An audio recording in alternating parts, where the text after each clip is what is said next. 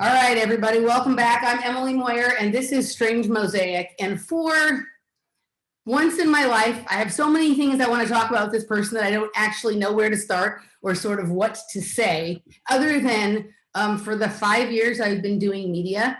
David, you are the first flat earth guest I've ever had on either Off Planet Radio or the show I've been doing by myself.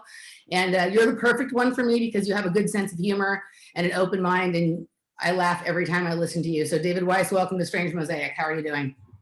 I appreciate it. You have to have a sense of humor if you're a flat earther. So, all right. So before we get started as to like the main topic, I just want to tell you how this sort of came. It's the weirdest thing ever, how this kind of came about. So I've followed you on and off for years. I don't listen to a lot of flat earth content, but I have listened to some. And I think I even was listening to you before you got into the flat earth stuff on and off. So I knew that you were into other topics and whatnot. And also I'm friends with Sophia Smallstorm, and she always tells me, that you turned her into a flat earther.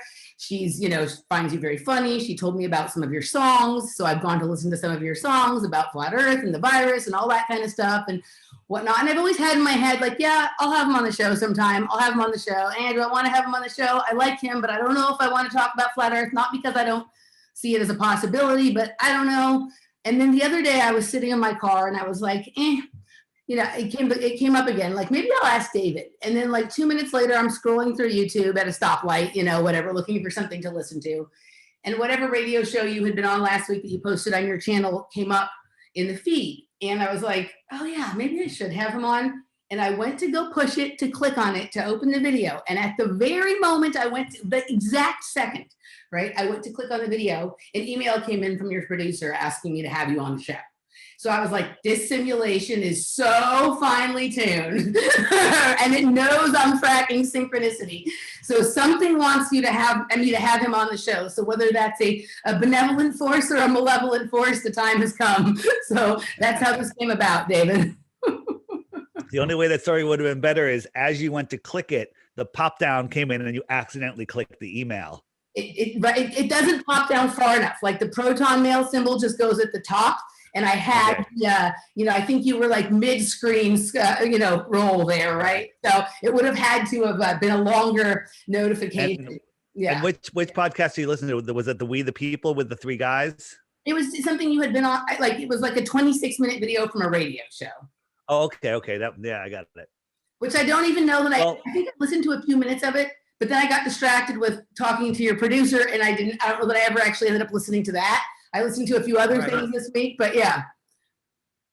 So, nice. So thanks for having me. Thanks for having this discussion. And as you'll find out, this, with all the crazy crap going on in the world right now, this is the most important topic out there. And people will be like, what? Flat Earth? That's ridiculous. What difference does it make? It makes all the difference.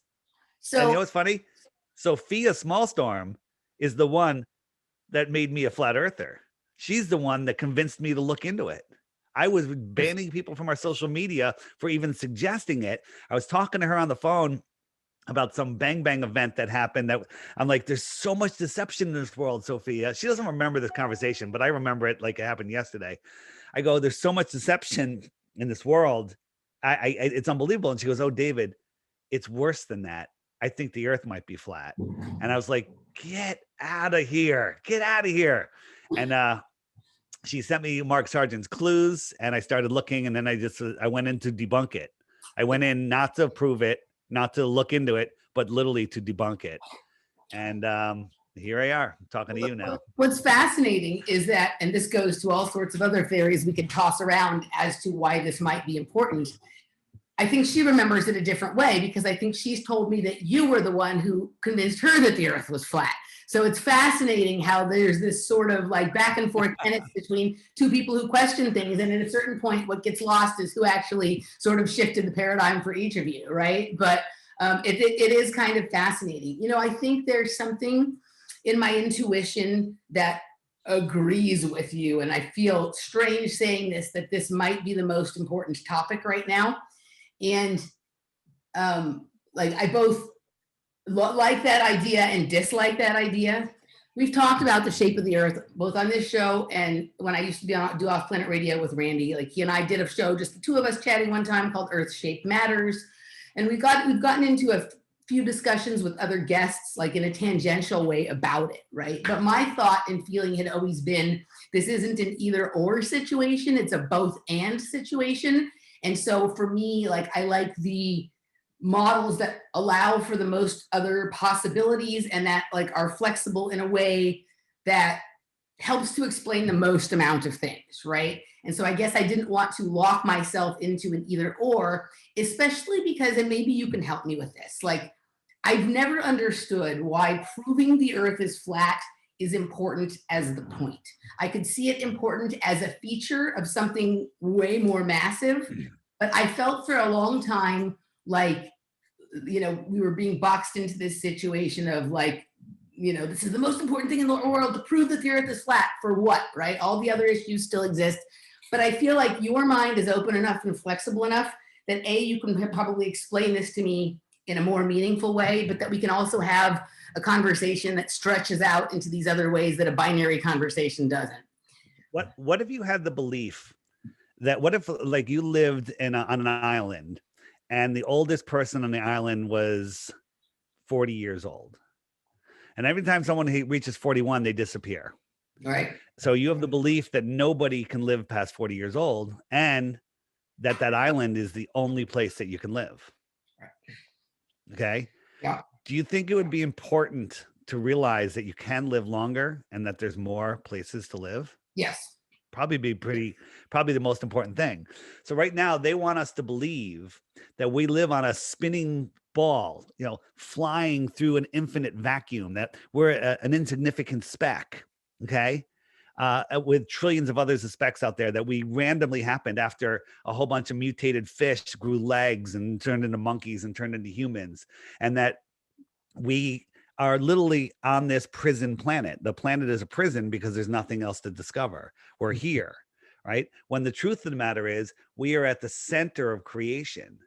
We are powerful spiritual beings here that nobody has dominion over us, and that there's nothing to be afraid of.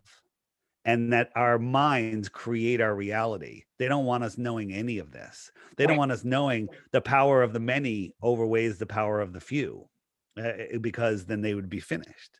So does this, you know, what the shape of the planet? I don't care what shape it is. It's the lie that matters. Yeah. So if in this tyrannical world that we're living in right now, we've lost our freedoms already because everyone just willingly gave them up. But let's say miraculously something happens and we get our freedom back. How long can we hold on to it, living in a prison in our mind, Right. not knowing where we are? So to me, this is the number one most important topic ever, because it's the foundation of your existence. And if you don't know who you are, where you are, what you are, then you're lost in space. And the analogy I give is Neo in the Matrix, right? You've seen the Matrix, right? Yeah. At the beginning of the movie, he's trapped. I fell asleep probably 50 times during it, which always happens to me when I'm watching things with important truth in them. I will like literally like almost like hypnotize, like to sleep. At the beginning of the movie, Neo's lost in the Matrix. He doesn't know who he is, where he is, what he is. He's depressed. It's kind of like the world right now. People, they're separated from their soul. Their soul knows the truth, but their conscious mind has been hijacked with the television and the propaganda. And they're disconnected. And they're literally living in the Matrix, feeding energy, fear energy to the people, the elite that are ruling us. At the end of the movie, Neo figures out who he is, where he is, what he is, and the power of his own mind, and he takes it back. So that's literally the difference between knowing the truth of our world and not knowing the truth of our world. So I see it. Yeah, so I get that, and I can see. I mean, if you really think about it, and when the flat Earth first became like a thing, like the way it came into my consciousness is a little different than the way it came into yours, and maybe we'll talk about that in a second. But one of the first things that I did with it was go, okay, like that actually is probably the first big lie kids are told, right? You go to preschool or kindergarten, you're standing on the ground, it feels flat, yet you're looking at a globe, and and they say the Earth is round, and there's no conversation about it. Right? There's like literally never a conversation. You're standing on. It starts earlier than that. You probably had a mobile of planets hanging over your crib. Yeah. And then Sesame Street has astronauts on it, Werner von Braun and rockets, and it's all globe programming before you can even talk. Then you go to school and your teacher has a globe in the front, and they give you worksheets on the moon and the earth and the sizes, and that's like the first thing you're learning. Real quick, while we're here, do you have a globe in your house? No. Okay, never mind. Yeah, no, we have a pyramid, but not a globe. All right, if you have a globe, I have it's very interesting if you have a globe, but go ahead. Okay, no, we don't have a globe. So, okay, so how did, just out of curiosity, how did the flat earth thing, I know what you just said about Sophia and whatnot, but you had been busy trying to debunk it. How did you first become aware of this renewed interest in flat earth, just out of curiosity? Yeah, so I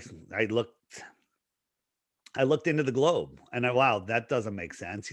We're spinning at 1,000 miles an hour, orbiting at 66,000 miles an hour, chasing the sun at 500,000 miles an hour, moving sideways at 1.2 million miles per hour. All of these motions, which is taking us, billions of miles a year.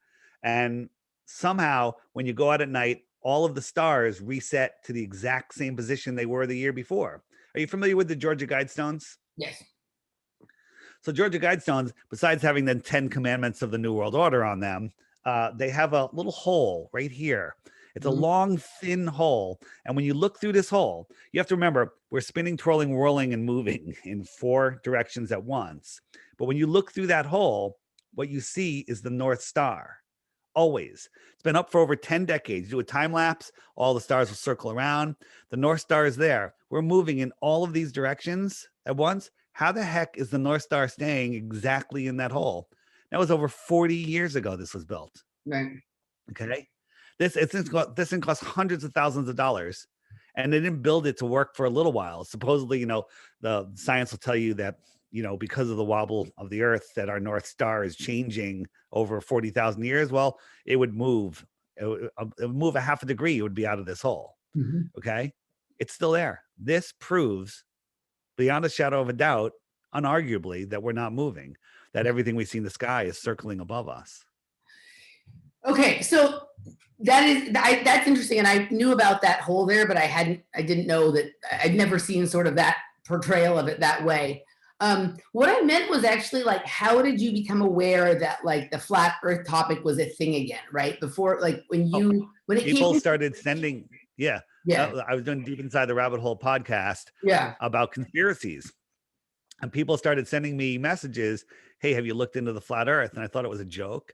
Then they kept sending them, and I would ban them from our social media for being so stupid. I would refuse to click on a single link. Like, hey, watch this 2-minute video. And I was like, that's the dumbest thing ever. I don't have time for that. And I would just delete and ban them. But then again, Sophia, she's like, maybe she said, I think the Earth might be flat. I'm not sure. But she said she had a conversation with somebody. And so maybe I'm the one that convinced her after she convinced me to look. Yeah. But, so I started looking, and one of the things that NASA says is that the oceans bulge at the equator 14 miles high because of the spin, the centrifugal force. The water bulges out. Well, that makes sense. I thought it was the coolest thing in the world. But 14 miles high is taller than Everest, right? An airplane only flies at 5,000 feet, and or 5 miles high. Okay, not 5,000 feet. And so if you're flying to the southern hemisphere, at what point do you triple your height just to skim over a hump of water? And the answer is never, right? You look at giant lakes, right? The water's not sloshing from one side to the other because of the spin of the earth. They're perfectly calm and flat. We're not moving. Yeah.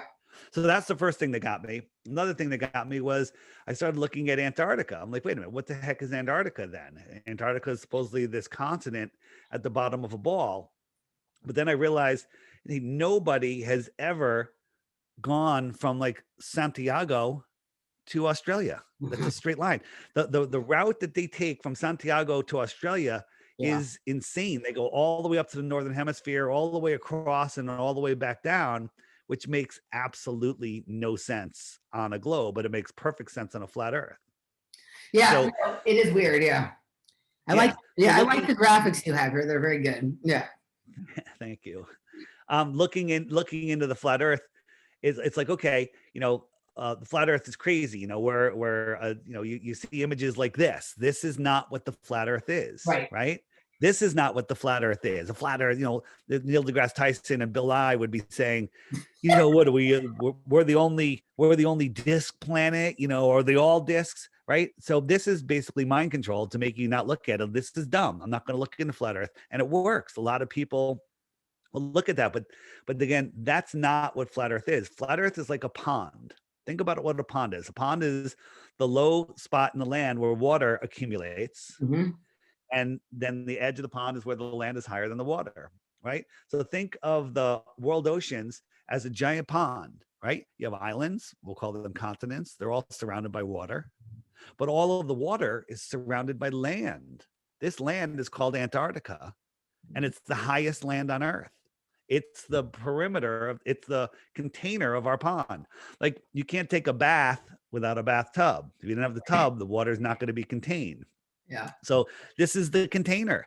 Antarctica is bigger than all of the continents and all of the oceans combined.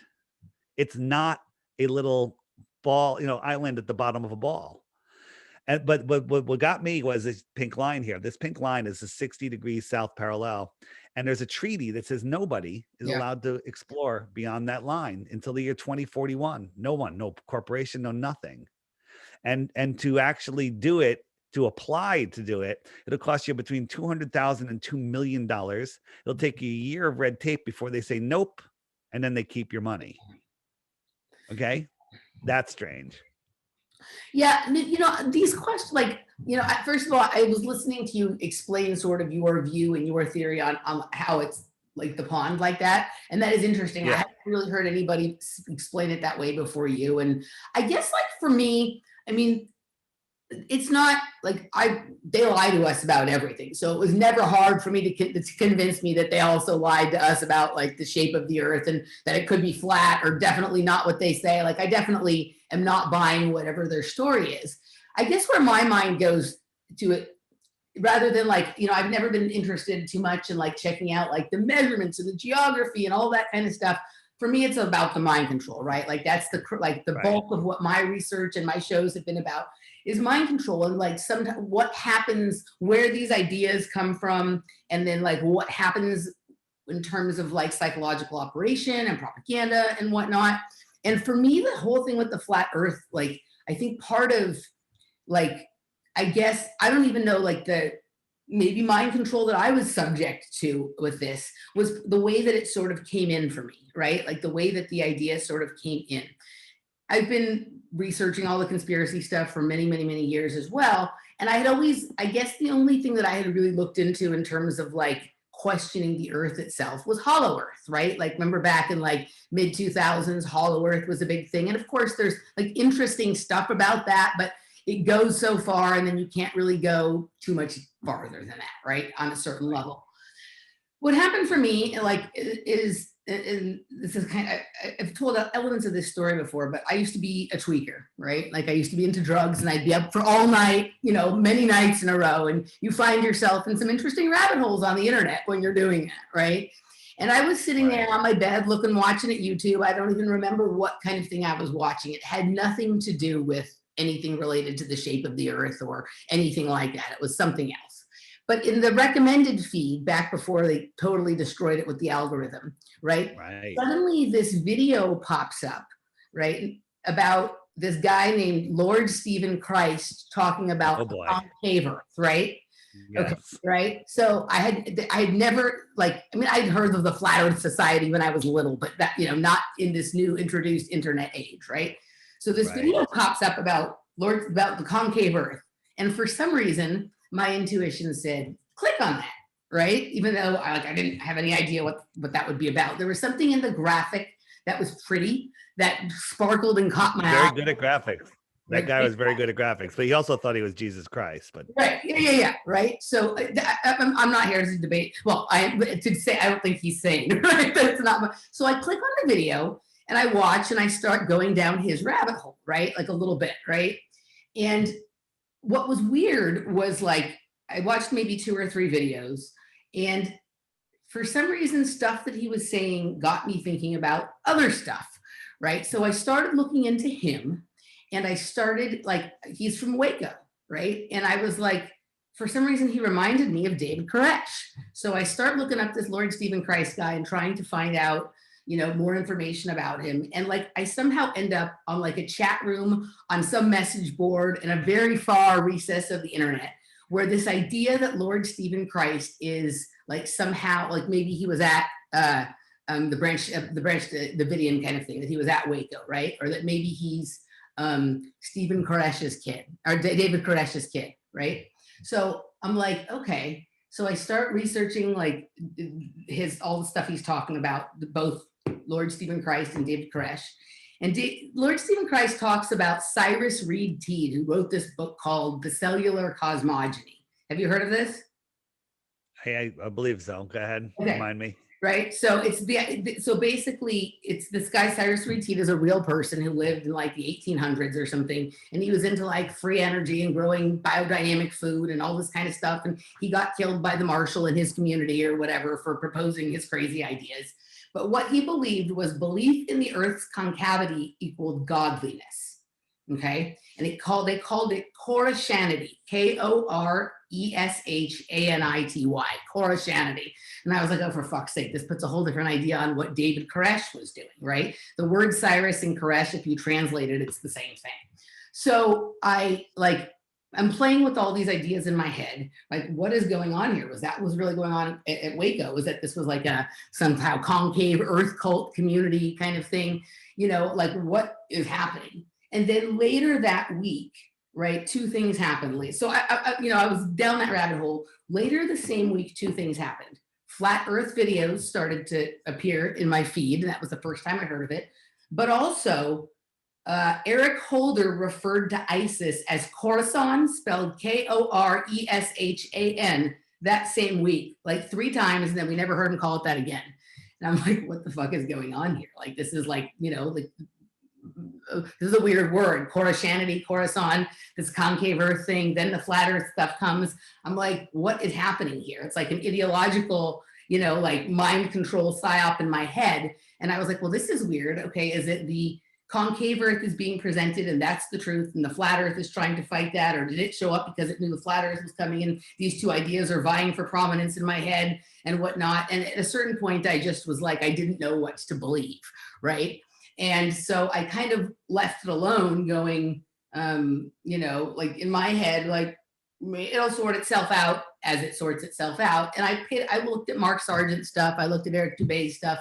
There was things that were interesting to me about what they were saying. I listened to some of the Lord Stephen Christ stuff, which I thought was interesting, but he just skipped over too many ideas for me, and his personality was really difficult for me. And, you know, like, I was like, was he doing this whole thing where he's like, because I believe the earth is concave, that makes me godly, like this Koreshanity said to? I didn't know what to believe, so I just left it. And eventually I came to this place where I felt like the earth is an energetic system that maybe has some sort of like flatness in the middle, and then a toroidal or a round energy field around it. And then also, maybe, right? And so it's both flat and round, and probably some other things too. And then you bring in things like, is it a simulation? And what does Earth shape have to do with that? And it just became kind of like, I don't know what it is. And I just decided to sort of leave it alone rather than get caught in the argument. Did any of those how many weird places did you find yourself with this? And how did you sort of settle on like, A, this is the thing I think is most important, and B, like, how am I going to explain this to people in a way that is like meaningful, right? Yeah. So here's where I go with that. For the people that are just hearing about this for the first time, you're probably at the point like, this is crazy. What does it matter? Right. I was there for a long time. So when I started looking into it, there's a lot of people that say, hey, some people say we live in a dome. Some people say it's an endless plane. Some people say we're like Russian dolls with the rings around us, with other worlds out there. Some people think there's other puddles. Some people think there's nothing else.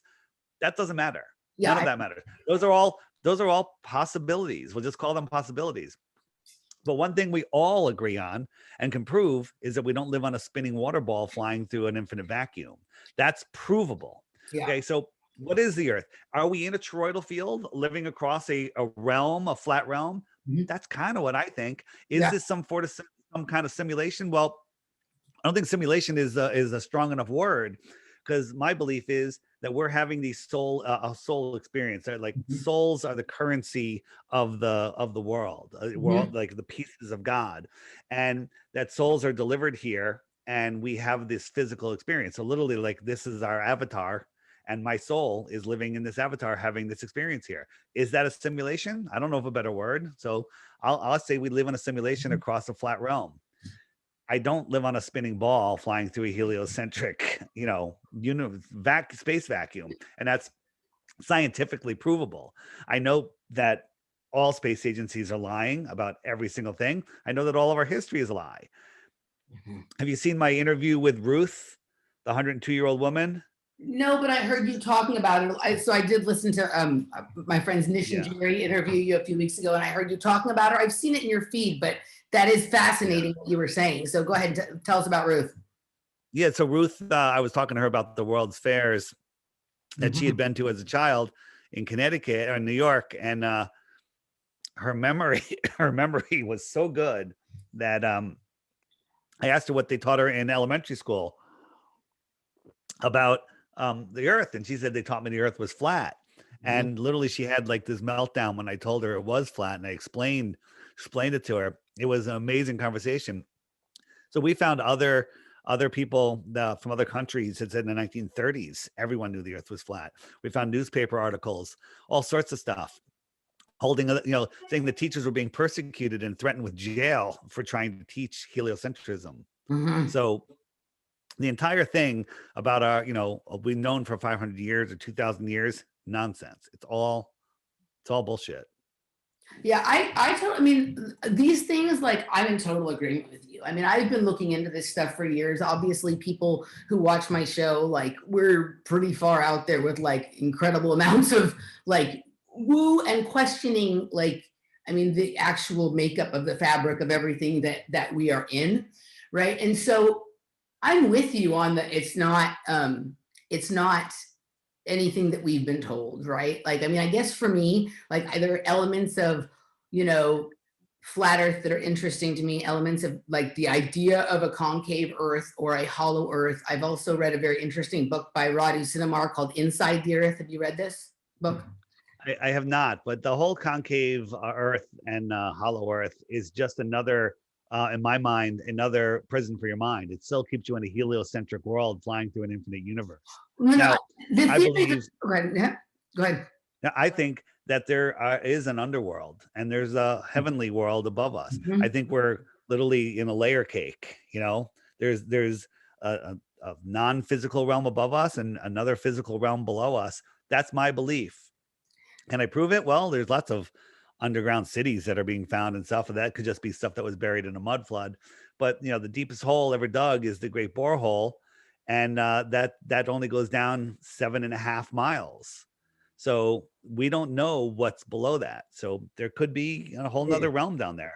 I have there's no way to prove it because there's three places we can't go: below 7.5 miles, beyond the shoreline of Antarctica, Yeah. or above the 8 miles above us, right? Yeah. This is the Great Borehole, 7.5 miles, Mhm. right? That's like going through halfway through the skin of an apple, okay? And while they were drilling through the skin of the apple, they were guessing what they were going to hit with their radar, ground penetrating radar, and they were wrong every step of the way. But somehow they know what's through the rest of the Earth. They couldn't even get this blue part right, Yeah. okay? It's Yeah. ridiculous.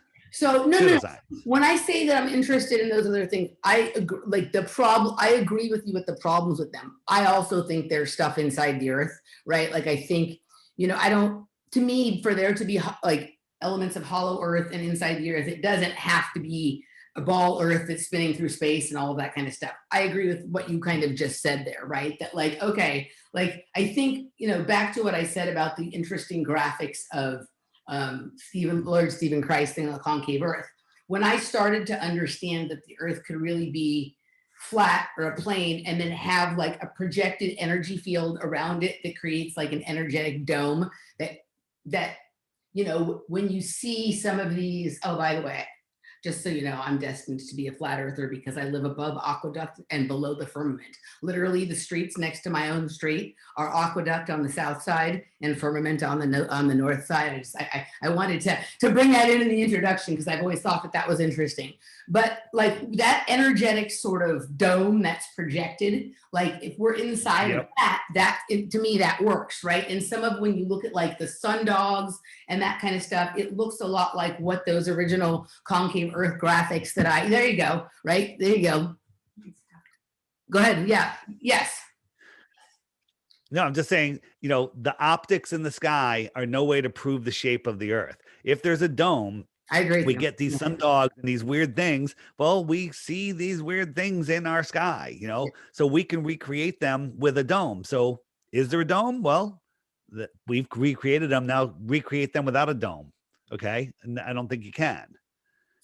So I heard you talking with Nish and Jerry about this and the idea of what's up there. Is it glass? Is it ice? Or is it just like a plasma field or an energy field? You guys are kind of, it went in a lot of directions with that. What do you think it is? It's a great question. You know, you're familiar with the Go Fast rocket, right? The amateur rocket that went up and hit something. So it went into plasma. I don't know, that maybe it sounded like water, but it wasn't water because I think it would have destroyed the rocket at that speed. And then we could see the moon.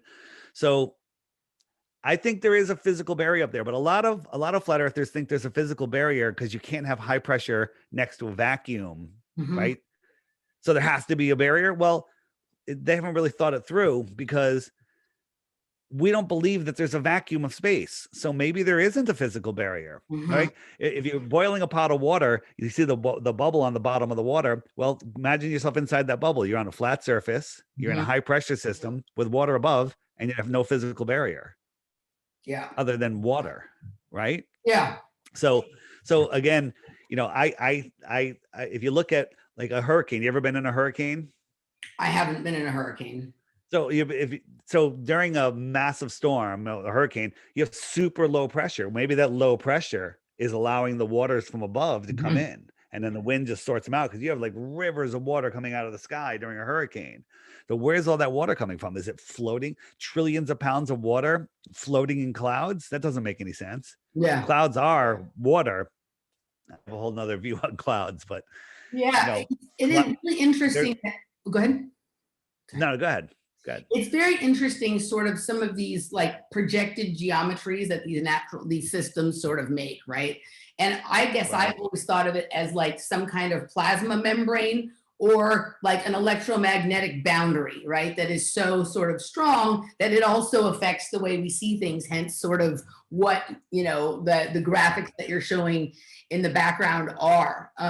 Like what's weird is like, I had never heard of the firmament because I was not raised with any kind of religion, right? So to me, like I live in a house that my dad grew up in, my grandma owned. So to me, firmament was always just the street right above this street. And when I found out that this was part of some like, you know, grand story, both in terms of Christianity, but also in terms of like the debate over the shape of the earth, I'm like, oh, that's really interesting, right? That there would be a sort of street. And of course, that aqueduct is the next street over, implying like water underneath or something like that, right? I'm like, this is interesting. I guess like, and I feel like, so there's some place I want to get with you that I'm feeling like I'm having trouble getting, and I don't even know exactly where that space is and why I'm having trouble getting there. Because I actually agree with you about most stuff, and I feel like it feels like I'm not agreeing with you. And So think of this like an AA meeting, right? So you go up and say, "Hi, my name is Emily." Go ahead. Hi, my name is Emily. Hi, my name is Emily. I'm a flat earther. Okay, so I'm willing to consider the idea that I'm a flat earther, but could I tell you what actually pushed me a little bit in that direction? And there's a part of me that feels like I don't often have concerns about talking about something with someone, but something has been very influential to me, and I have no idea how you would feel about it. And so I just want to talk about it, just like we do it at an AA meeting, right? Okay. So I had stopped thinking about this stuff, and every once in a while I'll watch John Levi, you know, with the sort of, Love John, love John, okay. love John. And Every video, I watched every one of his videos. yeah, okay, cool. All right. So I only listen once in a while, but he mentioned a channel that he had been very influenced by. And for some reason, like it stuck in my mind and I went to the channel, and the name of the channel is FPV Angel. Have you been there? Yeah, I have. Okay. So I went to the FPV Angel channel, and it's a copious amount of information. Like it's just like, Copious. it's difficult, right? To even be like, well, I don't even know where to start with this. But what grabbed me right away was the graphics, right? And it was, remember when I said, like, I looked at Lord Stephen Christ's graphics, and they appealed to me, but there was something about them that wasn't quite right and whatnot.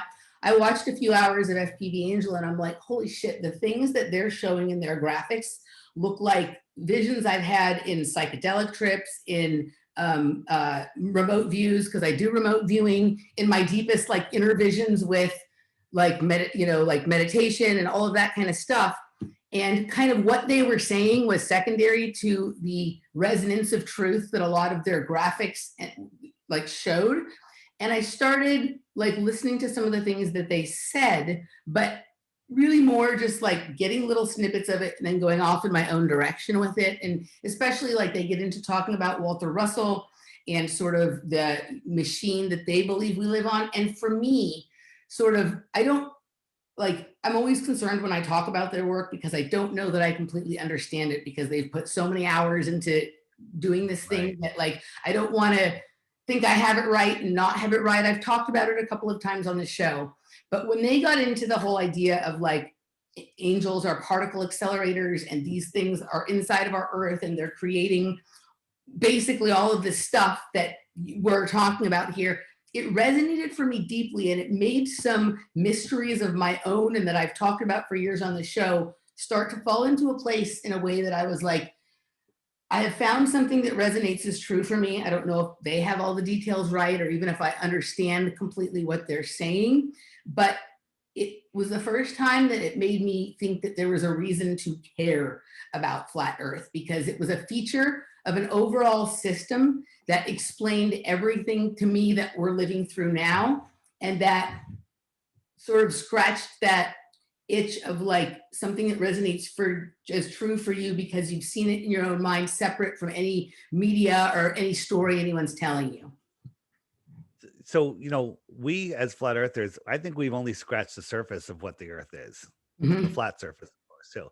So it is flat, but there's more to it. What's underneath, what's powering it, what are all of the stars, what are the planets, how do they affect us? Astrology is the real science, astronomy is the pseudoscience. Yes.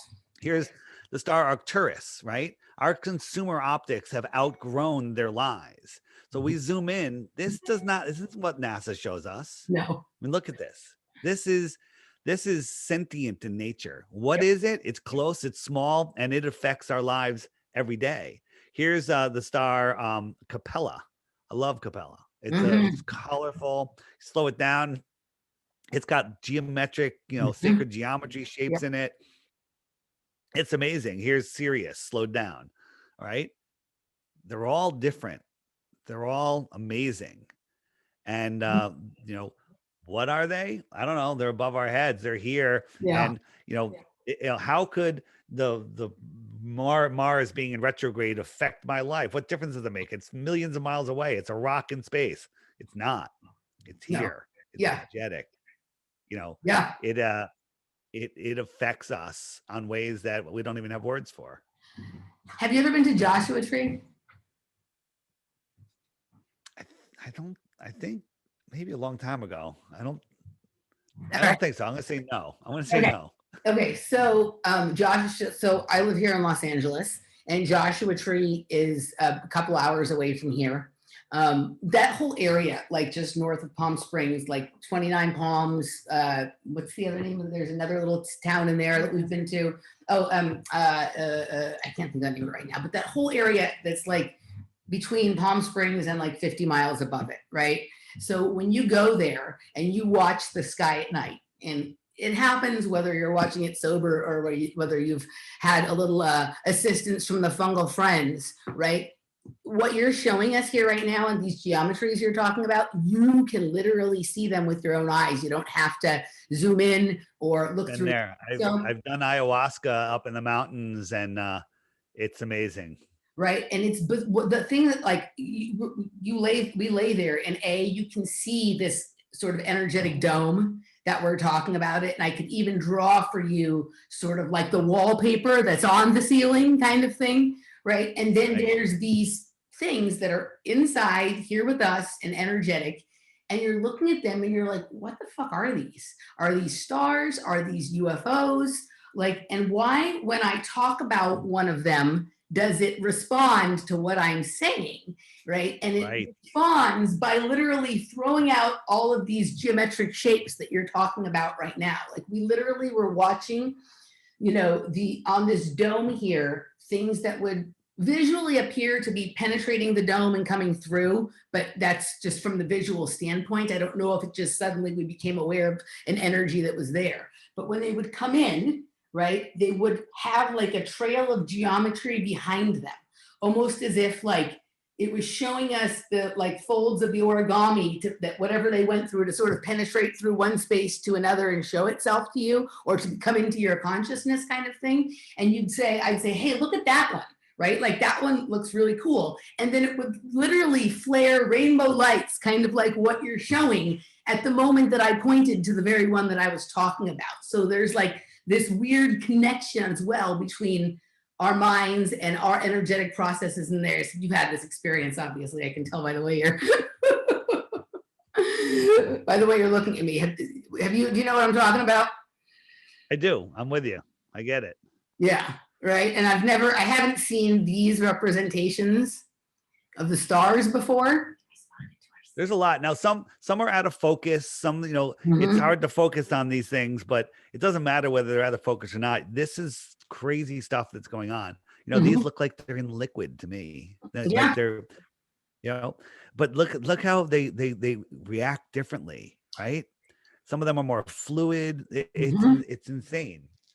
It's like bioluminescence in like a viscous ocean above us that has, right? Like, I mean, it's fascinating. And to what you were saying about we have no idea, right? Like what this is. I mean, that to me is like, you know, the idea that we could live in a free energy kind of machine, like in this system that is like, not just that we could have free energy, but literally that what we live in is exactly that. You know what I mean? It was kind of grand and it's beautiful. And these graphics that you're showing with these stars and whatnot, you know, I guess that's sort of like, you know, when I have generally researched flat earth, I'm not getting explanations like that are meaning to me on like all of these other varieties of levels. And then I come across some of this FPV angel stuff and I start digging into other things that they've talked about. What do you think about that research? Just out of curiosity, like, what do you think about that? Because you did know when I mentioned them, you know, yeah. So their information, there's definitely some very interesting stuff there. Some of it's even above my head, but there's also some other things that they demand as the truth, and it makes absolutely no sense to me. So I'm not a fan of how they present their information and the aggressiveness of it, right? I don't claim to know anything. I claim, hey, this is what I see. This is what I think it is. Show me if I'm wrong. You know, show me something different. So I occasionally go there when I'm, you know, if I have time, I'll watch one of their things, but what I'm seeing is the same thing again and again and again. Not that I'm not showing you the same thing again and again and again. I welcome their research and I hope they continue. And you know, if somebody has something that is better, show me, right? Yeah. I'm all about science. I'm all about show me. So it's interesting. They're high level, high thinkers, but I'm not 100% on board with some of the stuff that they're saying. Yeah, no, I think that's, you know, actually that's fair and reasonable. And I'm just gonna, like, I wasn't planning to talk about it this way, but this is where we're at. And since we're at the AA meeting, we tell the truth and whatever. So I've had conversations with them in the background, and I would love to have to have them on the show. It's kind of difficult. There's a whole group of people, so it's difficult to sort of get them all together. But like I have spent a fair amount of time observing their work and still am unclear on some certain things, and not because I feel like it's necessarily wrong, but like I also struggle with some of the way that they present I both like the way they present their information and struggle with it. Like it's beautiful. So if I go there and it turns out that they're wrong, well, at least I still spent an hour looking at something that is visually appealing and creative, right? So it's different than just like right? But it's hard to, you can spend hours watching and still not be clear exactly what they're saying, like exactly sort of like what the narrative and the details are. And I don't know if there's reasons why they presented it that way. Like a lot of times when you tune in and it's repetitive, it's because they replay like the same videos and live streams so they can chat in the message forum.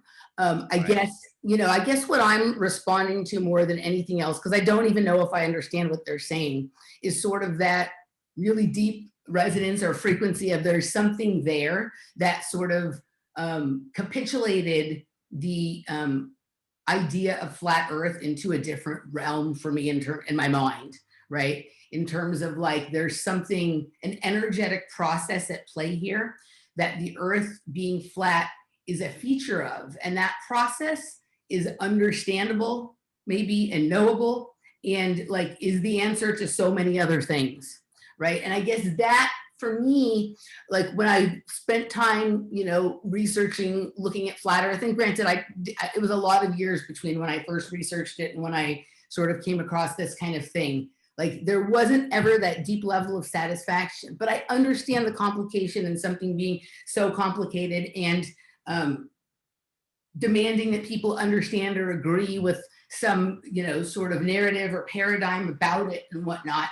You spend every day talking to people about this. Like, I recognize the sacrifice that you've made in your own life in terms of walking away from like, a successful life in business and having people think you're crazy and all that stuff. I've gone through the same thing with some of the things that I believe. How do we, I guess my question is it really important that we convince people that we live on a flat earth, or that people just come to this that we somehow move the conversation towards we live in a dynamic, energetic, system of cycles, and we can understand and know them, and by understanding and knowing them, we can stop like the control of everything else. So it feels, let's say my model of the flat earth, which is very simple model. Yeah.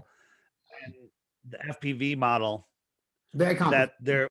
That very complicated and slightly different, but a lot of it's the same. Mm-hmm. Let's say the truth is somewhere in between those two. Uh-huh. The 100% truth is somewhere in between, maybe even varies.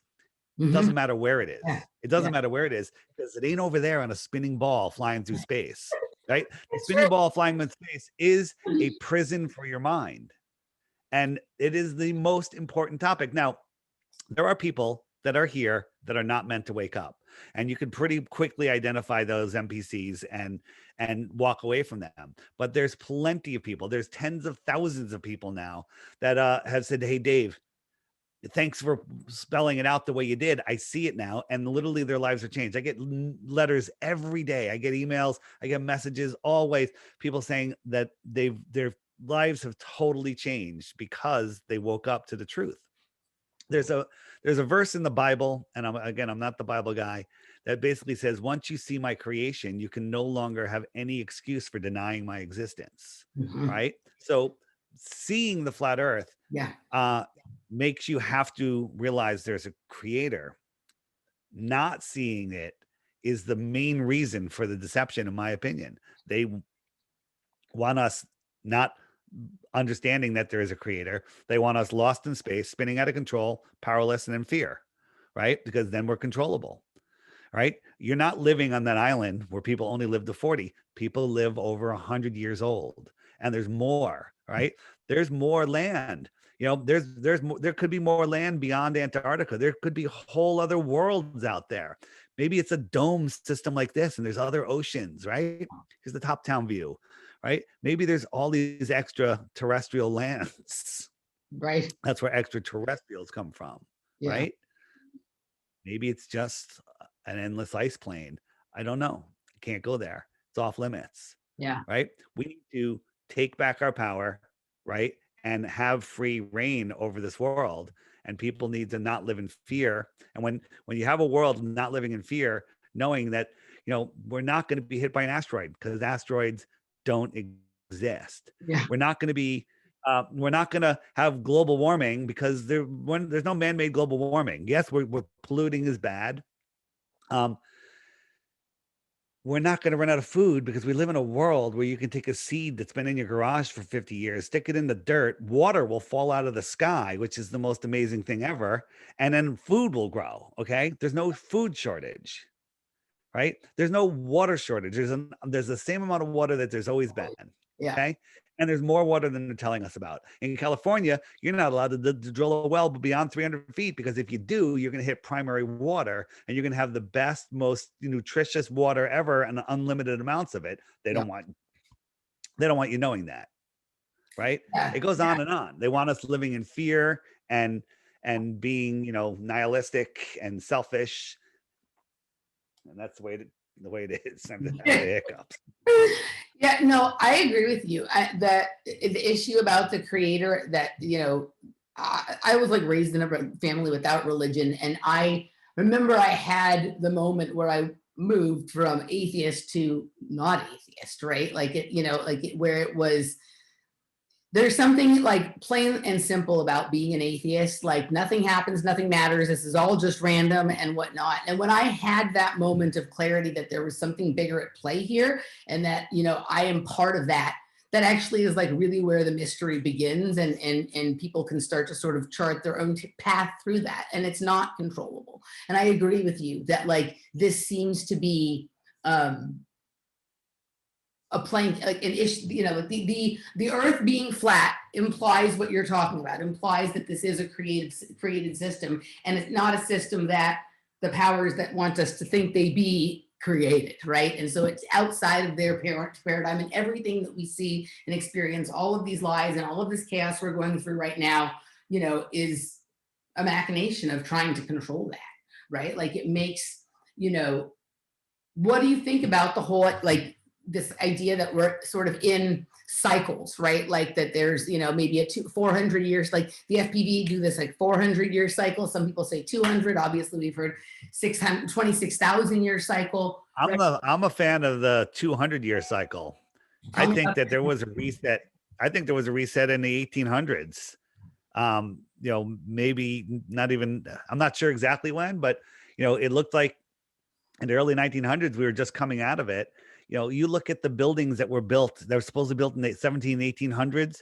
We couldn't build those buildings today, but they had horses and buggies back then. And they were building these, look at Angkor Wat. Have you ever looked into Angkor Wat? I love it. Yeah, it's so psychedelic. It's amazing. And that's just, there's so many things like that.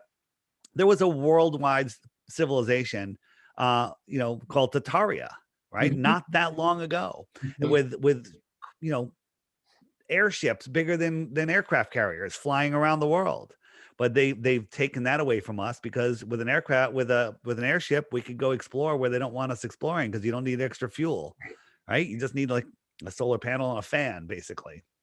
So they demonized that. I mean, they've literally put us in a cage, put us in fear. They've taken away our right to travel.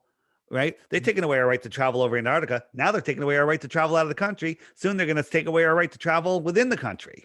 Okay. Right. And people are just allowing it. People are just allowing this nonsense to happen because their mind is controlled with cartoons.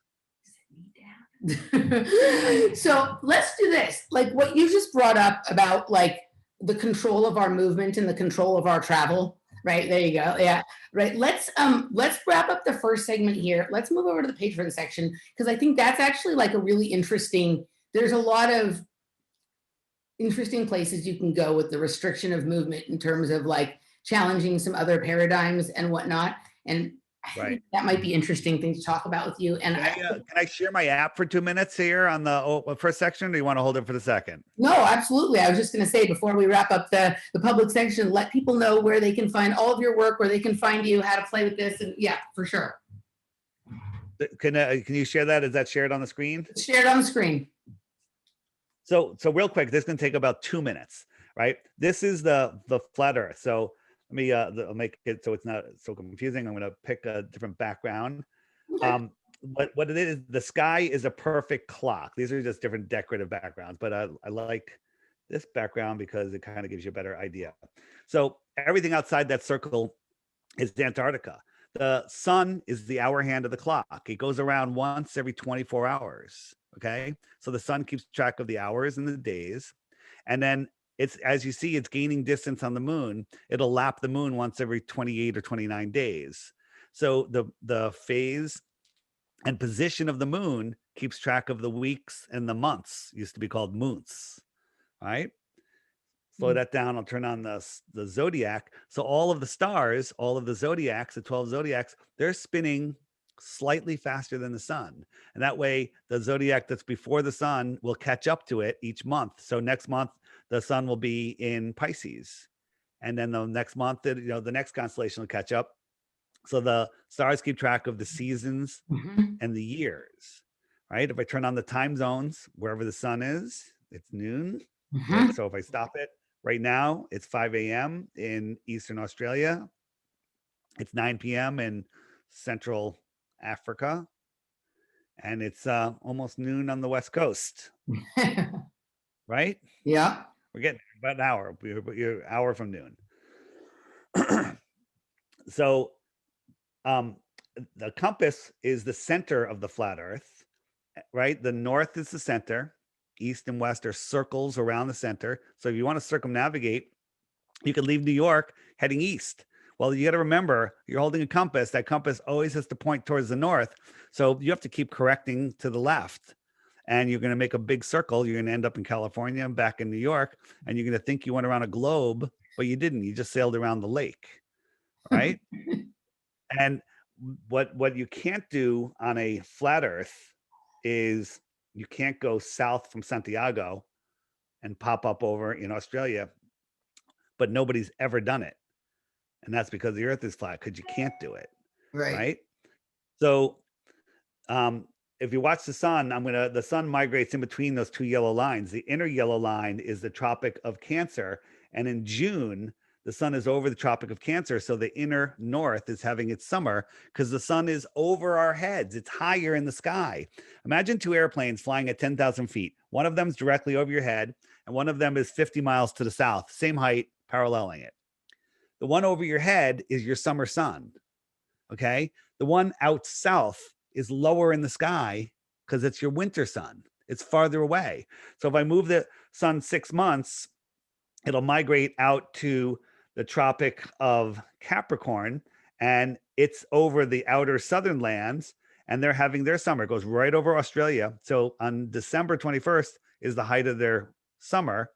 And it's our winter because it's that airplane that's farther away. It's lower in the sky. It's very simple how the seasons work on a flat Earth. Makes no sense on a ball Earth. And right now the sun is moving in towards the Tropic of Cancer. Right now it's March 21st. It'll be over that red line, which is the equator. And that's how seasons work. It's very simple. And I give people a challenge. You know what a Bitcoin is, right?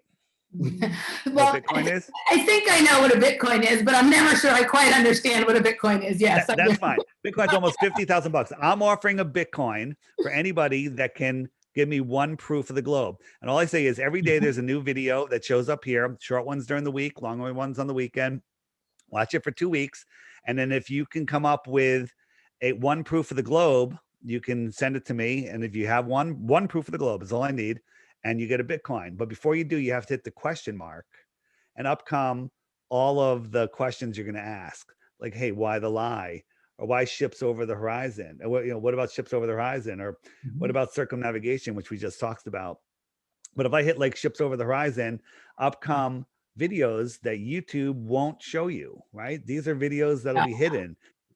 And so this brings you to all of the information that YouTube doesn't want you to know. Yeah. If you hit the little star, the snowflake, the web, I mean, up come all these other links, mud floods on the bottom right, which we were talking about, biblical flat earth stuff, musical stuff, all fun, interesting stuff, curve calculator. I have different languages, and the app is a lot of fun. And that's how I support myself. I walked away from my own business. I'm doing this. The app's $2.99. If you hit settings, as I showed you before, you can change your backgrounds. You can also scroll down and you can gift the app. I have t-shirts. If you want to wear a cool t-shirt, to spark up the conversation. If you don't have the courage, I have some, very confrontational t-shirts and very subtle t-shirts. Hey, what is that? It's like, oh, that's the earth. What do you mean that's the earth? And then the conversation starts. It has tons of settings where you can hide stuff that you want to see and don't want to see. So the app's a lot of fun. It's called the Flat Earth Sun, Moon, and Zodiac Clock app. And it's available for Android and iOS. And it's by Blue Water Bay. Just look for this icon right here. Okay. There is a free version by some globe trolls that want to gatekeep your mind. So if you get that one, don't send me an email telling me my app sucks, because it's not my app. Real quick. You have to have, for last thing, Android, you have to have 8.0 or higher. And iPhone, you have to have a 6 minimum for the app to work. So just out of curiosity, did you do that all yourself? How long did it take? I mean, I know that this is something I've been hearing you talk about this for a little bit now, but how long did it take you to put all that together? Yes. So I originally made the app for myself because when I was explaining flat earth to people one-on-one, people like, and I was like, I wish I had that graphic, that information that, and so I made a test flight app and I put it on and I'd show people and everyone go, oh, that's how it works. Right. And where did I get that app? And I'm like, oh, it's not available. So then I made it available.